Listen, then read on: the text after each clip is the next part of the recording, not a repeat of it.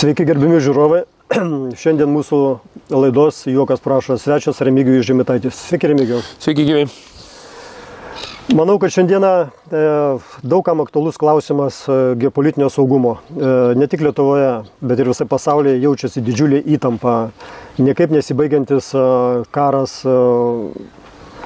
Rusijos su Ukraina, nuolatiniai nesibaigiantys agresoriški veiksmai. Izraelio konfliktas su Hamas, nekalbu apie Somalio piratus ir eilę kitų karštų taškų. Na, pasaulis šiandieną turbūt kaip niekada arti trečio pasaulinio karo slenksčio. Ką šitoje vietoje galime padaryti mes? Ir iš vis ar galime mes kažką tai padaryti? Sveiki, gyvi, dar sėki malonu matyti, kad aplankote mano gimtą kraštą Šilutę, tai vasara superinis dalykas, jo, tai ne tik jūs turite Kauno marias, kurios irgi gali plaukyti, mes turime ir Kuršių marias, tai smagu, kad atvažiavote.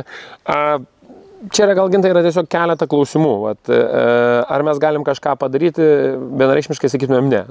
Tiesme, per maža valstybė, įtakos neturim, negali būti. Labai atsiprašau, truputį pertrauksiu patį. Galbūt negalima iš pozityvo, bet iš negatyvo tai galime. Mes jau vos pradėjome ekonominį su Kinija. Aš tai norėjau pasakyti, bet mes, būdami mažiukai, mes sugebėjom sukelti ekonominį karą su Kinija, bet šalia Kinijos įsijungė Indija į šitą reikalą, įsijungė visas BRICS-as, jeigu tai pasižiūrėsime, ne ekonominis jų santykių koreliacija. Ir kitas dalykas. Priminkime tą pagrindinę šalis BRICS-o, kada aiškiai kalbame. Tai BRICS-as ekonominių valstybių susitarimas, kaip ir ES bendros finansų valdymo schema. Brazilija, Indija, Rusija, Iranas, Pakistanas, Filipinai, dabar aš galvoju, dar dvi valstybės, kažkurios dabar staigiai jau prisitė, Kazakstanas, man atrodo, Tadžikistanas, Kirgizistanas. Tai gyventojų skaičius prasme 4,7 milijardų gyventojų. Pasaulyje gyvena 7,5, ne 7,7, tai 4,7. Tai ką tai reiškia, tai daugiau kaip pusė pasaulio valstybių yra Kinijos, Rusijos, Indijos ašimi. Tai ta ašis akivaizdžiai lūžta ir tai yra labai lengvai galima matyti finansų sistemoje ir infliaciniai sistemoje. Matom, kad amerikonai pradeda vėl dolerius spausdinti ir tai yra akivaizdu, aš tik galvoju, kad šiek tiek uždels dolerių spausdinimą, bet dabar aš matau, kad ta mašina bus greitai paruošta. Bet dabar dėl karinių konfliktų. Tai Lietuva ne tik, kad nebuvo, bet Lietuva jau buvo sukėlusi tikrą realų pavojų Lenkijai ir Lietuvai, tai dėl Suvalkų koridoriaus ir dėl tranzito draudimo į Karaliaučių gabenti prekes iš Rusijos į Rusiją. Ne? Ir tada įsikišus jau amerikonams buvo Gabrieliui pasakyta, kad tu daugiau į Ameriką neįskrisi. Ten 3-6 mėnesius Gabrielis net nebuvo įleistas į Ameriką. Jokių susitikimų, jokių diplomatinio aukšto rango susitarimų, nieko nebūdavo. Tiesiog jis buvo ignoruojamas. Medijoje apie tai tyla. Jo, tas buvo tyla, aš buvau iškėlęs klausimą, buvo tik nežinau, kažkuri tai viena iš visuomenės priemonių buvo parašiusi, kad kur jūs esat ir po gal 3 mėnesių po mano reakcijos Gabrielius tada organizavo vizitą į Ameriką ir pamenat, Kasčiūnas tada važiavo ieškoti, kas čia norėtų Lietuvoje investuoti į karinę pramonę ir daryti poligonus, kad čia bandomosius ginklus daryti. Buvo toksai niuansas, jau buvo to murzininko idėja, kaip aš sakau. Jūs dažnai, Remigijau, kritikuojate ministrus ir ta prasme poną Kasčiūną, bet aš galiu paminėti ir Kasčiūno vieną pozityvą. Jis turi labai simpatiškas viceministras. Žinot, kol jaunas tau reikia 2 su metais, gal ties 1, o paskiau jau žiūrėk, jau sako, nieko nebereikia, ne? Tai, turite konservatoriai, žinot, ten pas jų... Yra ir pozityvų, noriu pasakyti. Aš kaip sakau, pozityvas yra geras, demografinė situacija auga, didėja, žinai, tai pas jūs buvęs irgi Kauno miesto meras, irgi demografinė situacija per patarėją padidino, tai irgi labai geras niuansas. Pozityvas? Jo, pozityvas, tik tais man įdomu, kaip jisai sėdi. Svarbu, kad neužmiršt vaikų. Jo, bet matot, kaip žmogus stovi bažnyčiai ir jis aiškina, kokia jam yra šeima, kaip žmona yra ir vaikai jo vertybė, žinai, arba Seime priklauso šeimų grupė ir važiuoja trečiadieniais pas vyskupą sriubos pavalgyti, žinai, tai man juokas kyla, kai aš žinau jo gyvenimo istorijas, bet okei, tegu būna. Grįžkim prie šitų dalykų. Tai, kad į Lietuvą gali velti neatsakingi politiniai nurodymai, tai faktas, pažiūrėkite, lygiai tas pats dėl Vengrijos premjero. Tai, nuskrido Orbanas pas Zelenskį susitiko, nuskrido Orbanas pas Ksį, nuskrido Orbanas pas Putiną. Ne. Tai čia Jėzus tu Marija, čia Orbanas greuna mūsų Europos vienybę. Nu, nei jisai greuna, nei jisai ką. Jis šiuo metu yra pirmininkaujančios šalies ministras pirmininkas, einantis pareigas ir jisai pilną teisę gali veikti. Tai dabar žiūrėkit niuansas. Jisai skrenda. Klausimas, kad jisai negalėtų kalbėti kaip ES pirmininkaujančios šalies atstovas. Bet palauk, jisai pasakė, kad jis pirmininkaujančios šalies kalbėjo. Aš jo pranešimus kalbėjau, visur buvo pristatytas kaip Vengrijos premjeras, ministras pirmininkas. Aš niekur nemačiau. Jūs man, aš, pažiūrėjau, persižiūrėjau jo tos pranešimus, gal aš kažkur tai gal ir yra, aš nežinau, bet jis kalba kaip Vengrijos ministras pirmininkas. Jis įskrindo kaip Vengrijos ministras pirmininkas. Ne vadovų taryba jį įpareigojo važiuoti vesti dėrybas, ne ten Van der Leyen pasakė, ne koks Borelis pasakė, ne. Važiavo jisai kalbėtis kaip... Bent mūsų mass medijos priemonėse yra pateiktas kontekstas, kad jisai darė taip. Mūsų mass medijos tai yra Kremliaus vatnikų kuriama ruporas, kuris nesugeba net sakinių parašyti. Aš jau apie mūsų LRT ir apie visą kitą, tai net, gėda net skaityti. Čia aš jau net angliškai tekstų net nesugeba jį įsiversti, arba net iš kokio The Guardian ar The Times žiūri, net nukerpa tris pastraipas ir įdeda visą, žinai, aš įdedu visą pastraipą, visą tekstą įdedu, jie tada nervuojasi, sakau, tai jūs melagė, tai jeigu aš melagis, tai tu prašy, kad aš melagis, ne? Bet jie nerašo. Tai žiūrėkite, tai jis sulaukė kritikos. O koks mūsų greitimos valstybės lyderis susitiko su Kinijos prezidentu keletą kartų ir nesulaukė jokios kritikos? Tai Lenkijos prezidentas Duda pastruktūrių metu per 2 mėnesius 2 kartus, kur buvo Kinijai. Ką jisai su Kinijos prezidentu sutarė? Ne su kažkokiu antru sekretoriu, ne trečiu, ne kaip koks Landsbergis susitinka tik tai su sekretorė kokio nors provincijos kaimelio. Net ten tą Landsbergį kaip durnelį ten laiko, nieks su juo nesišneka, ne? Tai jis susitinko su pačiu prezidentu. Ką gavo Lenkai už tai? Ja, Lenkai gavo bevizį režimą. Mes neturim ambasados, visos važiuoju pasimti Lenkiją. Ne, kaip pavyzdys. Ekonominiai santykiai Lenkijos Kinijos auga. Tai kodėl nėra kritikuojamas Duda, kodėl nekritikuojamas yra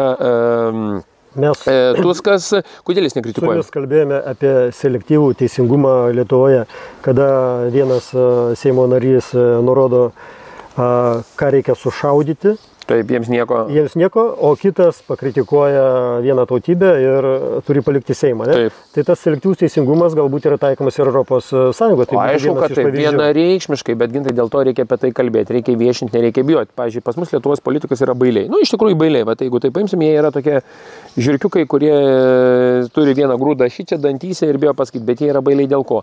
Kažkieno tai meilužiai darbinta ministerijoje, kažkieno tai dukra įdarbinta, kažkur tai vyras, kažkur žmona. Tai paimkim tą patį, žiūrėkit, tą Domėno nesantuokinė dukra yra būtent Gabrieliaus Landsbergio atstovas spaudai.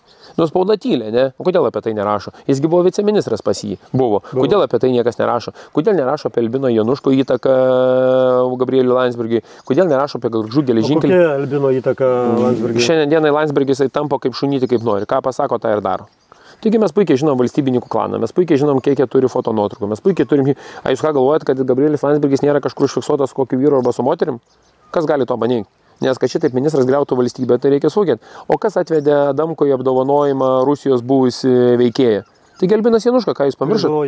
Jakunina. Kas atvedė? Tai Jakunino dešinioji ranka ir geriausias draugas buvo Albinas Januška. Ir Albinas Januška kieno buvo patarėjas? Sunku pasakyti, kieno nebuvo. Aš apie ką jums ir kalbu.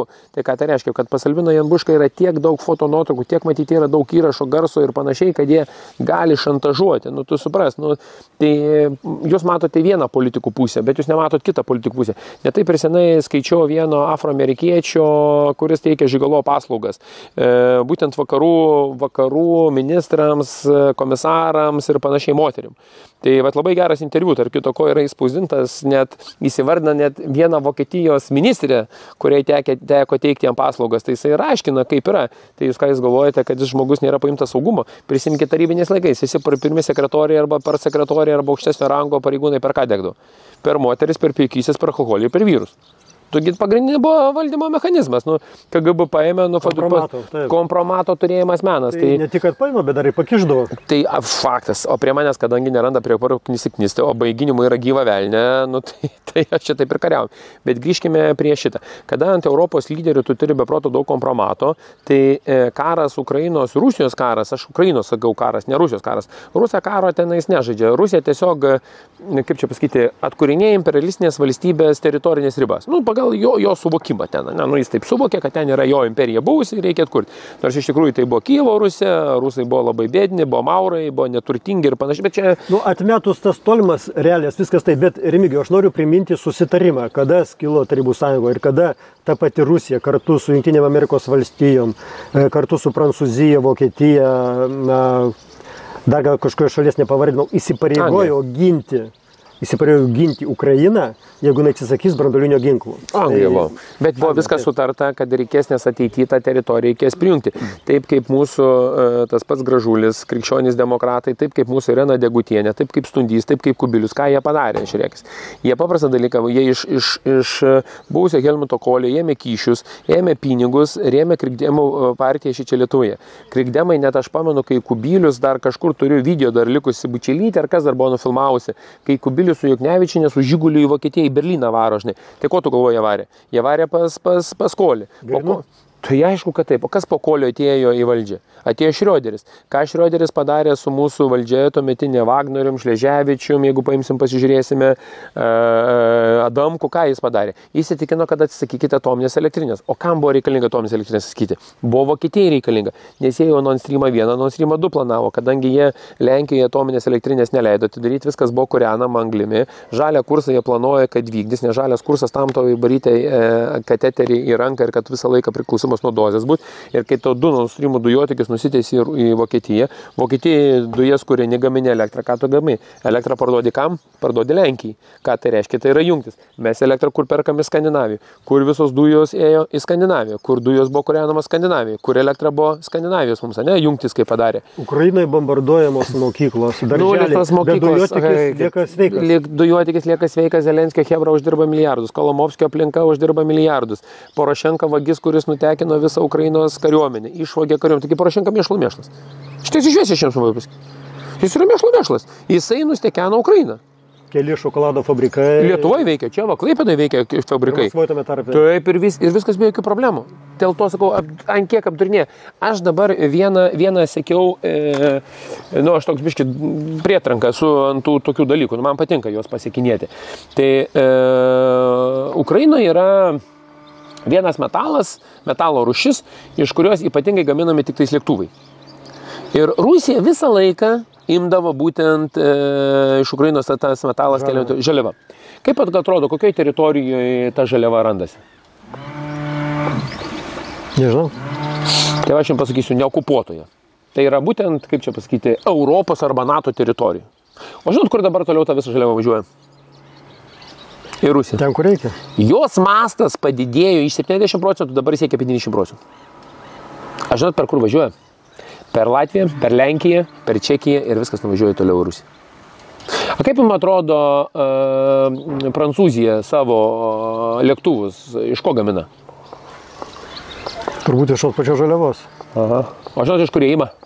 Iš tos pačios Rusijos įmonės. Užpraeitą mėnesį 70% žaliavos būtent keliavo iš tos pačios įmonės į Rusijos. Kaip jums atrodo, to karo pabaiga tada? Kaip jums atrodo, ko paskutinis du įsimylėjėliai, Makronas ir Trudeau, Kanados premjeras, dėl ko susitarė, tarėsi? Netaikykite Rusijos sankcijų būtent dėl šito metalo. Ir Kanados buvo paprašyta, kad leistų sėkmingai toliau šitą dalyką vaikščioti. Žiūrėkit, yra žudomi žmonės, eiliniai paprasti žmonės, tai yra kenčia paprastos žmonės. Jūs kalbate apie mokyklą. Gyvulys Netanjahu susprogdino, sugriovė, tiksliau suardė Palestinoje mokyklą. Ne? Žemaitaitis pasakė, kad tai yra neteisė ir pažeidžia jungtinių tautų sprendimą. Ne? Jungtinės tautos užpraeitą ketvirtadienį išteisino Žemaitaitį. Priėmė išteisinamą sprendimą mano byloje, ne? Nes pasakė, kad visos teritorijos Izraelis yra okupuotas neteisės, Gazos ruože ir visas teritorijos turi atiduoti. Pasakė jungtinės tautos, šiandien Žemaitaitis pasakė, ne mūsų Murzių konstitucinis teismas pasakė, bet pasakė jungtinės tautos, kad Žemaitaitis yra teisus. Lietuva apie tai nei pusę žodžio nekalba. Nei pusę sakinį. Bet įdomu yra tai, dar vienas įdomus yra dalykas, žiūrėkite, koks yra. 6 milijardus Amerika skyrė toliau, kad būtų žudomi palestiniečiai. Priėmė sprendimą. Skyrė. Europos Sąjunga skyrė 400 milijonų eurų Palestinai, kad būtų atstatomos mokyklos panašiai. Aš man išklausiu, durnėjęs ataka, aš nesuprantu. Europa duoda pinigų, kad atstatyti mokyklas, amerikonai duoda, kad mokyklas gautų. Bet Palestina tai yra ne tik Hamas. Yra Hezbollas, yra žmonės, tai yra daug yra. Yra teroristinės organizacijos, kuris yra Palestinos teritorija ir natūraliai su juo reikia kovoti. Aš tris pamėginsiu, tris elementus tau pasakysiu. Dėl Ukrainos karo. Aš esu pasakęs prieš daug metų, kaip čia sakau, daug metų, 2,5 metų, kai įvykiai buvo, aš tada Tenerifei buvau ir aš parašiau straipsnį. Aišku, tada ir buvo pripažintas vatnikas ir visos nacionalinės spaudos buvo atribotas ir daugiau interviu buvo pasakyta iš manęs neimti ir manęs nebekalbinti, buvo toks susitarimas, žvengiu aš iš to iki pat dabar jau 2,5 metų tas vyksta. Todėl aš pasakiau, kad taika bus tada, kada prie vieno stalo be derybinių pozicijų susijęs Ukraina ir Rusija. Kada nebus Anglijos, kada Amerikos, kada šitų nebus, jie susitars. Kol už Ameriką, Anglai, Prancūzai kurstys šitus, tol niekada taikos nebus. O Zelenskis yra per silpnas, kad vienas priimtų sprendimą. Plus dar priklausomybė turi nuo tam tikrų produktų. Tai čia yra dar didesnė problema. Reiškia, niekada žmogus negali priimti racionalaus, mąstančio, teisingo sprendimo. Ukraina, Rusija, jūsų kampas matymo aiškus. Kaip persikelti artimuosius rytus? Dabar artimuosius rytus. Ar pamenate, Amerika, Joe Bushas ir Clintonas pasakė, Amerika niekada nesiderės su teroristais. Prisimenu, toks buvo, gerai, marės smegenys plojo. Aš tada su jau Vilniaus universitete teisės fakultete studijavau, atsimenu, tada su jūsų kaunietė tokia Vigita Vėbraitė atsėdėjom namuose, buvo Giedrė, aš pamenu, ir buvo Dovilė iš Kauno, žinai, tai trys panos ir aš vienas, atsimenu, mes atėjom. Nu ir aš, kai dabar pamenu, pas ją Širvio gatvėje butukį, priešais televizorius ir mes kaip tik egzaminų, čia tas rugsėjo 11 pradžia, mokslai ir mes diskutuojame, ne. Ir man tada išlenda tas prietrankas, sakau, žinai, jis man aiškina, kad Amerika niekada nesiderės. Nu, sakau, žiūrėkit, čia sakau, tikrai laiko klausimas, kada dėrės. O žinote, kas įvyko šių metų Liepos 30 dieną Amerikoje? Pasidalinkit su žiūrovais. Tai va, gerbėmi žiūrovai. Amerikos, kaip Lietuvos generalinis prokuroras, jeigu taip galima įvardyti, pasirašė taikos susitarimą su didžiausiu pasaulio teroristu, kuris organizavo ir įvykdė rugsėjo 11-osios įvykius, taikos sutartį. Jis pripažįsta, kad jis įvykdė taikos sutartį ir jis atleidžiamas nuo mirties bausmės. Tai šiandien dienai šitas žmogus dar po 15 metų galės išeiti laisvę. Tai kaip čia tas dalykas? Matot, kadangi aš seku tą medžiagą, aš žiūriu. Pagal naująjį testamentą, ne pagal senąjį. Bet aš turiu dokumentus, aš Liepos 30, kadangi aš tikrai seku labai daug informacijos ir dažniausiai reikia nuo 4 ryto atsikelti, kad tą informaciją susigaudyti, bet tada lengva priimti sprendimus. Dėl Hamas ir Izraelio. Aš tik bijau vieną dalyką, kad artimiausiomis savaitės dienomis, tai ką aš matau, kadangi nukalė Hamas lyderį Libane ir tai parodo, kad Amerika su Libano tarnybomis dirba išvien, nes Libane kaip yra, tu turi pašalinti 2 diktatorius, kad būtų sutarimas. Pavyzdžiui, Ukrainos Rusijos konfliktą, tai tu turi pašalinti arba Putiną, arba Zelenskį, tada įvyks susitarimas, bet faktas, Zelenskio nešalis Amerika, nes jisai dar jiems reikalingas, kaip ir buvo reikalingas Gorbačiovas, negalėjo jo nušauti, nes turėjo būti, Putino nušauti negali, nes tada puikiai supranta, kad tada Kinija įsigali, tada Kinija nušluoja nuo paviršiaus visą pasaulį. Nes visą ištekliai, viskas ateina šičia. Balansas žlunga. Jo, tai žlunga balansas. Tai va, tai čia. Izraelį Palestinoje yra 3 kartus lengviau. Jiems reikėjo nušauti. Jeigu būtų nušautas Netanyahu, būtų šakės. Būtų visas pasaulis sukilęs, kaip čia yra, demokratijos principai pažįsti ir panašiai. Jiem reikėjo nušauti ką? Jie nušovė Hamas lyderį. Kas atsitiko ir ką amerikonai pašalino, kada neįsprendė konflikto tarp Čečėnijos ir Rusijos? Pamenat, Dudajevą kaip nušovė. Dudajevą paleido, bimt, su kuo žinojo, kad važiuoja į vietą, bet kur jis važiavo? Amerikonai jį įsikvietė, amerikonams jisai važiavo, žinojo tašką. Lygiai taip pat, kur dalyvavo Hamas lyderis Libane laidotuvėse. Žinojo, kad laidotuvėse, žinojo, kad bus, prezidento inauguracijai, žinojo, kad jis atvažiuoja, žinojo, kad jisai palaiko, žinojo, kokioje vietoje yra nušovė. Amerikonai su žydai šitą dalyką padarė. Bet čia yra problema tai, kad klausimas yra, kiek amerikonai dabar valdo Irano ir kiek jie su Iranu yra susitarę, kad netaikyti sankcijos. Nes, kaip žinote, Iranui sankcijos yra netaikomos, jos dirbtinai sakomas, kad taikomas, bet produkcija toliau prekiaujama, nafta vežama ir panašiai. Aš tik bijau vieno dalyko, kad Netanyahu, kaip jisai dabar pasakė, kad jis kovos su savo kažkokia iškrypėliška demokratija, kur nelabai suprantu šios demokratijos, nes kai Izraelį pasiklausau, kas ten vyksta, nepanašu, kad demokratija, kad jisai įsiverš į Libaną ir ten sukils pilietinį karą ir va šičia yra problema, yra Iranas. Ar Irano, Teherano dvasiniai lyderiai, kur sprendžia viską dvasiniai lyderiai. Tengi nesprendžia prezidentas ar ten premjeras. Ten viską sprendžia jų tie dvasininkija, ne, paėmus. Jo. Tai va šičia aš bijau vieno dalyko, kad Izraelis gali vis dėlto panorėti atsiriešti dalį Libano ir Libanos teritorijų įsiverti. Reiškia, galima daryti išvadas tokias, kad kortos pasaulio galingų rankose. Iš vienos pusės Jungtinės Amerikos valstijos, iš kitos pusės Kinija. Matot, Amerika praranda visiškai galingumo teisę. Jeigu Kamala Harris laimės, šiaip tai nėra pasirinkimo, jeigu taip būgiškai pasakysiu. Tai tik vienas dalykas, kad vienas nabašniks patrauks yra, tai kitas dalyvauja, o Kamala Harris yra visiškai absoliučiai leftistinė. Tai žinant Kamala Harris ideologiją ir jos leftistinius pasisakymus, tai krikščioniškam pasauliui iškils didelė grėsmė. Plus Kamala Harris yra Nancy Pelosi dešinioji ranka arba geriausia draugė, o pamenat Nancy Pelosi, kaip atsiribojo nuo krikščionių bažnyčios ir tą, norėjau sakyti, paskutinį patepimą išpažinti, gavo ne Amerikoje vyskupai, atsisakė jį suteikti, o kur jinai atskridus gavo? Europai. Ką tai reiškia? Tai yra Italija, Ispanija, tai yra Prancūzija, tai yra leftizmas, kuris veržiasi per kraštus. Vėgiai, mūsų laida eina į pabaigą.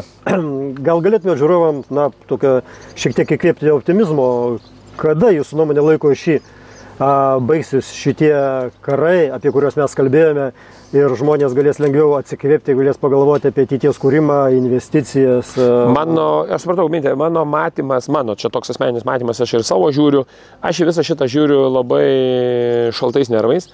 Nereikia žiūrėti Tapinų, nereikia Černiauskų, Malinauskų ir visų kitų, kurie trydas leidžia ir bando bauginti visuomenę, kad jūs dar maždaug paremkite, nes jeigu jums atrodo, kad labai čia grėsia didelis pavojus, tai užduokite klausimą jiems komentare, pateikite Dalia Grybauskaitė, kiek paremėte Ukrainą iš savo sąskaitos. Ir pamatysite, kad nėra parėmus. Tai reiškia, karo tikrai nebus, galite jau nusiraminti, nes jeigu jau jie būtų, kaip sakant, pavojus, jau jie būtų parėmę. O mano ką rodo, ką aš stebiu, tai 25 metų grubiai balandį, kovo mėnesį pasaulis pradės stotis į tam tikras vėžės. Aišku, nebebus pasaulis toks, koksai buvo, nebebus. Ačiū už pozityvią nuomonę. Tikėkime, kad taip ir bus.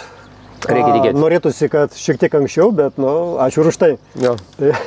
Dėkui labai tiems, kas žiūrėjo mūsų laidą Juokas pro ašarą. Ačiū Remigijui už laiką kartu su mumis.